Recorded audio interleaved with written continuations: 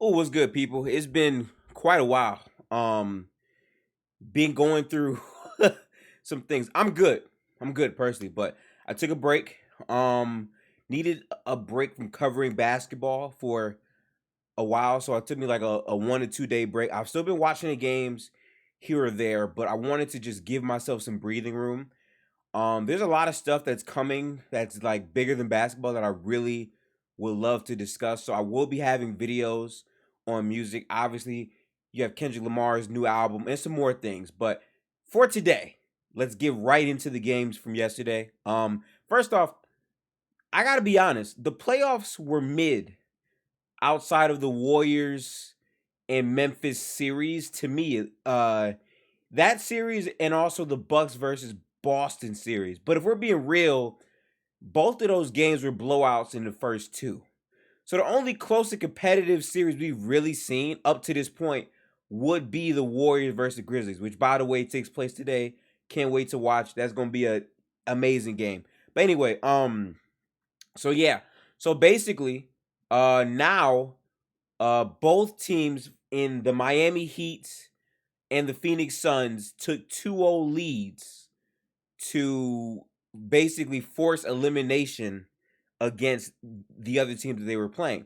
But now the Mavericks were at home and the Philadelphia 76ers were at home. And yesterday they made this a series, at least we hope.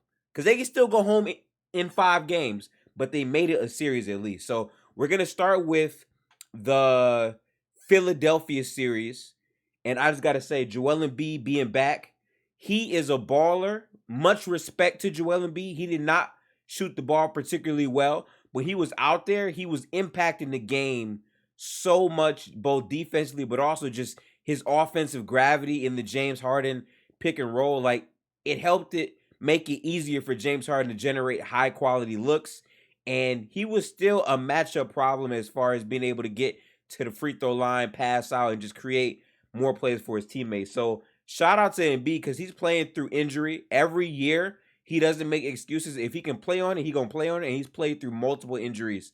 So shout out to Joel Embiid. James Harden, I'm gonna be honest. If you look at the box score, it's gonna paint it as if he had a bad game. He had 7 turnovers. That's not great. But if you're watching the game, like he was getting by his defenders in spots, and he was making the game easier for his teammates. And he was again making great passes, high quality shot looks. In Philadelphia, unlike the first 2 games, knocked down the shots. Danny Green, instead of going 1 for 10, was the best shooter for the Philadelphia 76ers today. So their shooting variance leaned in their favor today, so that was good. Can they make this a series? So before I get into that, this is not a troll. I want you to listen closely and listen carefully, America or Brazil. Sorry, people of the NBA community. If Lil Baby is in the next game, Philadelphia ties up the series. And the correlation is this. Coming into this game yesterday, I knew that Lil Baby would be in attendance. And what I'm saying is the gravity of Lil Baby supremely impacts James Harden. And I say this because the last time Lil Baby was there, he let him down. So I knew coming into this game, James Harden wasn't going to let down Lil Baby twice. It's just not going to happen.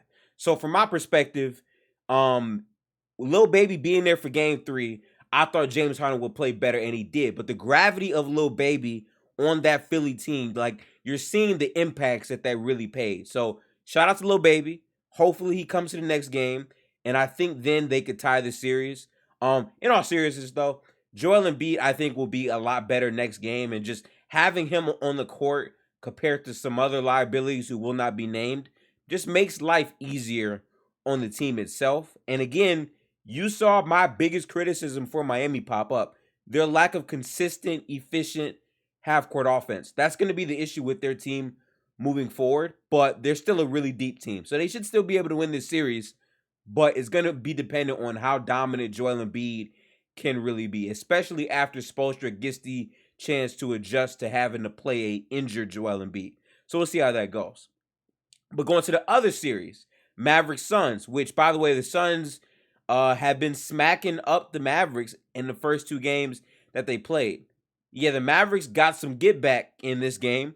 Luca was outstanding. Like, I'm sorry, but the post scoring that he had in this game was just sensational. They had no answer for him. I'm pretty sure he shot 11 for 25, so not great shooting, but to be honest, in the playoffs, if you're shooting 45%, that's pretty good. I got to be honest. And he didn't shoot that well from three, but again, when it comes down to playoff time, you can't really box score watch as much. You got to see the impact. He had 13 rebounds. He was getting his teammates involved, but also he was letting Brunson cook. And that's the thing. If they're going to win this game, but also this series, they're going to have to let others beyond Luca be able to kill the Suns. And Jalen Brunson woke up today in the minutes where Luca didn't play. He was also aggressive, getting his baskets. And also, Dallas as a team just knocked down shots. Dorian Finney-Smith was hitting. Maxi Kleber was hitting. Like, their guys were not knocking down shots for quite a while. So the fact that they were able to turn that around, shout out to them. That's actually really, really big. Moving on to game 4 of that series is going to be interesting because Chris Paul didn't have a great game. He had 7 assists and 7 turnovers. That's not probably going to happen back-to-back games. I don't think, at least. But I also think that the Suns are a well-oiled machine. So they're going to try to fight hard to, send the Mavericks home. But I think the Mavericks having that home court advantage, I think they're ready to play. And I love the adjustments that Jason Kidd was able to make in this game. So we're going to have to see how that plays out in game 4. But again, for both the Philadelphia and the Mavericks series, what I like about this is the teams that are down 2-0 with their backs against the wall both won their game 3s. So the game 4s are going to be super competitive, even if the opposing team takes a 3-1 lead, because at least they know, like, this is kind of our season right now, because no team wants to go down 3-1, because then that means you have to be the better team for 3 other straight games. So we'll see how that goes. I still stand by my predictions. I had the Suns in 7 games. I stand on that. I had the Heat in 6 games. I'll stand on that. But things are subject to change, so we'll see how that goes. But for today's games, I'm gonna make this super quick because I have to go to work. It's 7:28. Specifically, I'm so excited, bro. You have Warriors versus Memphis. I'm not gonna lie, the fan bases have been toxic and annoying on both sides. The Memphis people trying to get Jordan Poole suspended because Gary Payton hurt himself. I think that's lame. I think that's corny. And there's really no place for like that type of foolery. Because I guarantee you, if it was flipped and I was Memphis, I don't think their people would be saying that at all. So I really think that's whack. Also, the Warriors fans that are having a problem with Ja Morant being Ja Morant and dancing and talking shit, I despise that because when Steph is doing it, it's okay. I feel like you got to let athletes be athletes. If that wasn't Ja, if Ja was acting out of character, then I would understand, but he's not. You know what I'm saying? Ja's being himself. That's what gets him going as an athlete. And to me, you got to respect that. So when I'm looking at it, that shouldn't even be like a real talking point. Also, in the first 2 games, bringing it back to basketball, you saw the Warriors shoot badly from 3. In game 2, they shot 18% from 3. And in both games, they had chances to win. In game 1, they were able to win. In game 2, they were not. But I think coming back to the Bay, you're going to see that shooting come back to what it truly is. And I think that's going to really bring a lot of difference to this series and really solidify who the Warriors are. I respect Ja Morant because he did have 47 in the last game. He's going to be a very hard cover. But I think for the Warriors, it's more about offensive execution more than their defensive issues. Because they've been able to fight with them on the glass. They've beaten them in rebounding. They've also been able to kind of nullify Brandon Clark's impact compared to his other series versus the Timberwolves. Desmond Bane, who has had back issues as well, has also been keyed in on by Golden State. So to me, if the answer is Ja Morant has to have a big game every single time for them to win, then I'm cool with that. He's a star. You're going to be able to limit stars, but not fully stop them. So to me, I'm fine with that. My biggest X factor is when they go small, how efficient can that offense be? Because right now, the death lineup or whatever is like a -11 so far in the minutes that they've played together in this series.